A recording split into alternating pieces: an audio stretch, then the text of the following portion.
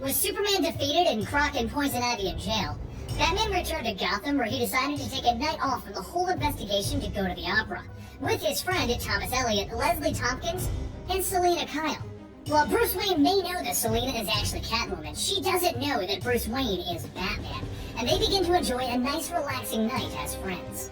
That is, until the clown on stage begins to bend over, tearing open her costume and laughing. "Opera schmopera!" Harley Quinn shouts as she stands there and the quartet puts on masks as Harley Quinn's gang. She begins to jump around the opera using spring boots while her gang is robbing the rich and the famous, until she sees Bruce Wayne.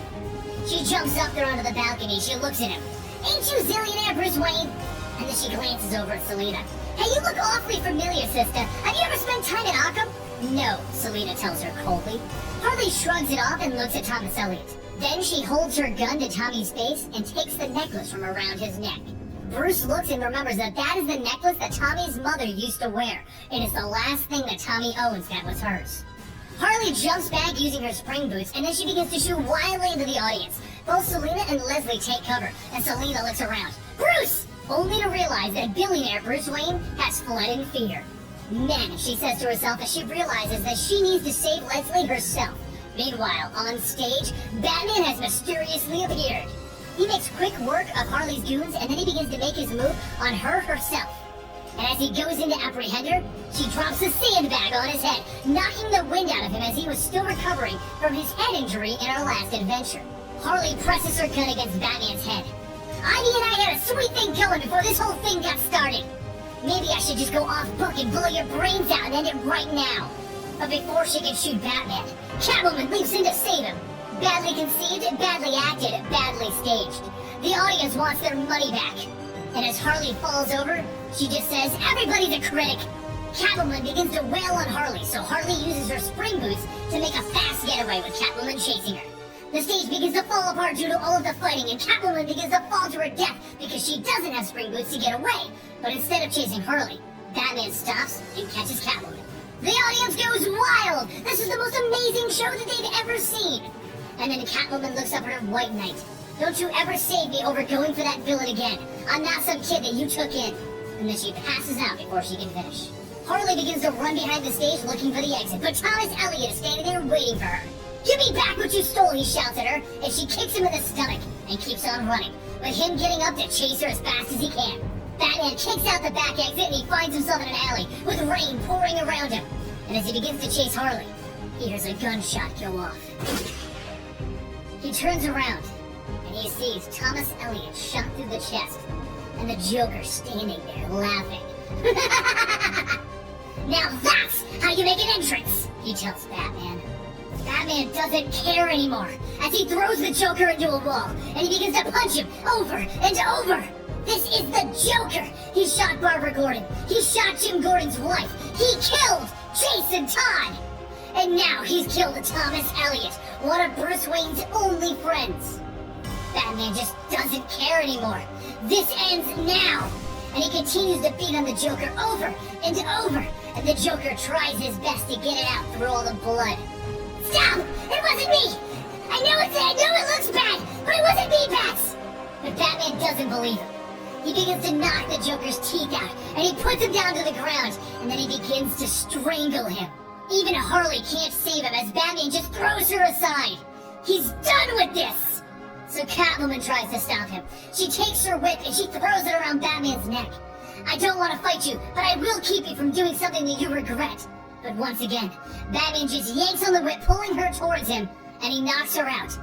Then he pauses from strangling the Joker long enough to pick her up and gently put her down in the back of the alley. He then jumps on the Joker to finish off what he was doing as the Joker yells, "Help! Wildman! Madman! Batman!" No one can stop Batman. He will end this. At least until Gordon shoots the ear off of his cowl. "Stand up and put your hands in the air," he shouts at Batman. But Batman ignores him, and he continues. "Think about what you're doing, Batman. You don't want to go down this path." And Batman keeps strangling the Joker. My God, you have thought this through. Batman, I can only appeal to you through our friendship. I wouldn't let you do this when he shot my daughter, or he killed my wife. I don't know how I can stop you, but I won't let you throw your life away. Then finally, Batman stops, and he turns to Gordon. Jim. Gordon tells him that if he goes through with this, he'll be no different than the Joker himself, and he will bring the full force of the police down on Batman and have him arrested. Batman looks down at his bloodied gloves, while the Joker struggles to say one more time, I'm innocent! As Gordon walks Batman out of the alley as friends. Up above them is a man with a bandaged face looking down. He sees what's going on. He sees it all.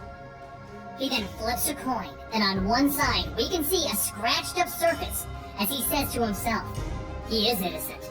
Don't you get the joke? After another funeral in his life, one of far too many, Batman goes back to the Batcave where he begins to try and put together this whole thing.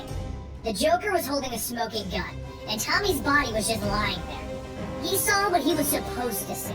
He bounces a few ideas off of Nightwing and he asks him for his opinion on Catwoman, when Oracle phones in that the Riddler has hijacked an armored car. Since the whole Riddler thing doesn't appear to be attached to whatever else is going on, Nightwing and Batman take this time to discuss what's going on with him and Catwoman. And after a long talk, Nightwing tells Batman, look, as Bruce or Batman, all of your relationships have fallen apart because you refuse to tell the woman you're with the truth. Tell her, Bruce. You don't want to screw this one up. Batman and Nightwing stop the Riddler and they take back the money. But something is odd. Whoever's been manipulating the villains of Gotham has apparently overlooked the Riddler. Why? All of the other villains that have been involved were given tasks outside of their normal jobs to do. But the Riddler, he's just robbing a bank. He's always robbed banks. And just as Batman is prepared to write the Riddler off as having just chosen a bad night to commit this crime, he hits his ultraviolet lights and he sees something odd. Ash from the Lazarus Pit is scattered all over the armored truck.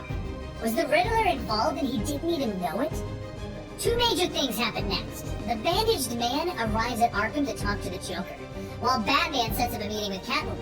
In Arkham, the bandaged man tells Joker that he is free to go on bail. That he in fact handled it for the Joker. The Joker is skeptical. Call me crazy, but I'm not going anywhere with a bandaged man. Meanwhile, Batman explains to Catwoman that his life has always been ruined because he's had two separate lives, and he's tired of that happening. So the bandaged man begins to remove his bandages, while Batman is removing his cowl.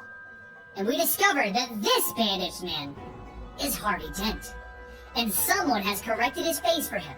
He's no longer Two-Face. Meanwhile, Catwoman looks in shock as she realizes Batman is actually Bruce Wayne.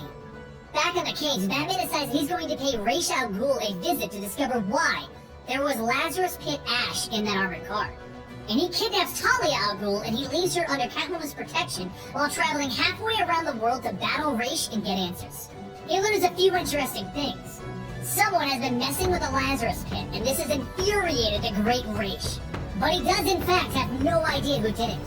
So, as with most of Batman's leads, this has gone nowhere. While he's busy with that, a man breaks into the home of Commissioner Gordon. Jim, being the shrewd cop that he is, pulls his gun out and demands that the person put their hands in the air, which they do. Put the gun down, Jimbo. I just want to talk. Shocked, Jim looks at him. Two-Face? No, it's me, Harvey Dent. We need to help Batman, Jim. I had my licenses reinstated by the state, and the Bat is going to need us. The Joker was innocent, and you know it, Jim. I was the one that called you, and I had you in that alley that night. How can you know that, Jim demands. It's all a part of a game, Jim. Like it or not, we're two pieces in a massive game against the Batman. How much longer do you want to play?